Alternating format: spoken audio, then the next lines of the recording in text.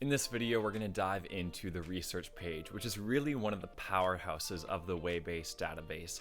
It has so much information to help you understand your community and start working with your community. So you can see here, I'm signed into my WayBase profile, and I'm in the research page of WayBase as well. It looks very similar to the Discover page if you saw that video as well. If not, it's linked in the description below. And you can see it's got all the filters on the right hand side, all of our listings, our posts, our causes, our programs. But now we have a very powerful tool, our heat map. So for this example, let's zoom into Vancouver and see what's going on there. Now the first thing you'll notice is our map. We've got all these lines and all these different locations here. That's actually specified by our zoom level. So you can choose a zoom level that you'd like to start researching from the national level across Canada, all the way down to your own neighborhood on a very granular level. So let's zoom down to the neighborhood level in West Vancouver. And from here, I can click on any of the neighborhoods I'd like to start researching. Maybe I'm gonna go talk with the ministry and I wanna know more about their neighborhood. Or maybe I'm looking for a new program to roll out and I wanna know where it would be most effective. So I'm gonna click on any of these neighborhoods here, and I can also aggregate them and add a whole bunch of neighborhoods together. But for now, I'm just gonna click on one, and you'll see the stats bar has appeared at the bottom. This stats bar has a host of information that you'll need when it comes to understanding a neighborhood. So you can see how many ministries are in this area, how many of them are churches versus other ministries, what the average gross income is. You can even take a look at what the populations and dwelling stats are, or income and cost of living, or education and employment. So let's take a look for this example at language and culture, and we can see that the predominant population in this neighborhood are people speaking English. But what about these non-official languages? What are they speaking? All we need to do is click this little drop-down menu here, and now we can see that this minority language is Cantonese and Greek. And I can download this chart, throw it in an email to some of my colleagues, or add it to a presentation to support some of my arguments.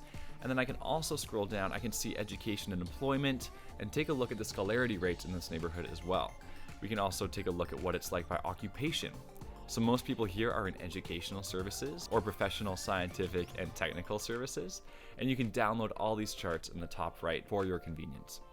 So that's one way you can use the research page, is going in and defining your search area and really looking at the stats of your neighborhood, community, postal region, and so on.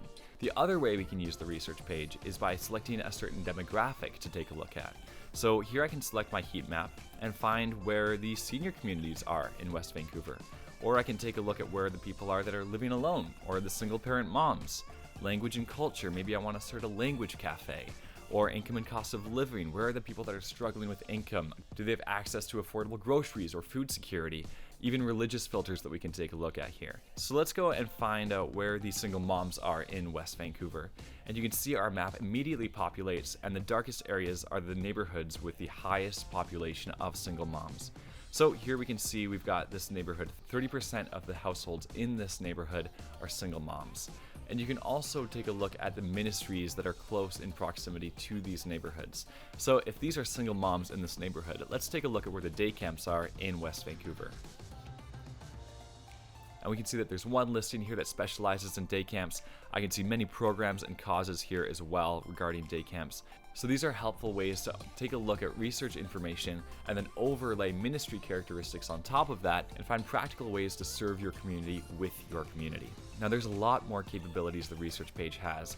Plenty of filters, plenty of zoom levels and heat map demographics, but it's up to you as a ministry leader to go into your community and start really understanding what its needs are and how you can meet them, and not only meet them, but serve with your community for your community.